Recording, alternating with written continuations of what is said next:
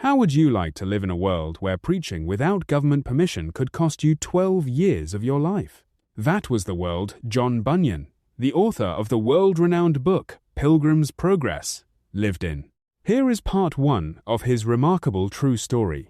In John Bunyan's day, church and state were united, and the government of England demanded religious uniformity from everyone. A person was not even allowed to make up their own prayers, because the established church was concerned they might pray the wrong way. So the church wrote all the possible prayers down in the Book of Common Prayer, and the state made laws requiring its use. When a person felt like praying, they were supposed to open the Book of Common Prayer to the right page and read the government-authorized prayer. Just imagine the nerve of the government telling you how to talk to God. The government wanted no religious dissent. In 1662, Parliament passed the Act of Uniformity, which required all preachers to submit and believe exactly what the government told them to believe. If they refused, they could not get official state permission to preach, which made any preaching they did a crime. In 1665, Parliament passed the 5 Mile Act. This made it illegal for a dissenting preacher to preach within 5 miles of any town. If they did, they were arrested.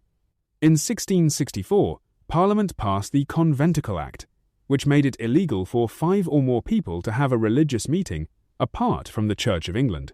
If you were caught with a small group making up your own prayers, the police would bust into your house and arrest you, with the Anglican bishop assisting. You would be brought to a secret government hearing room called the Star Chamber, because it had stars on the ceiling.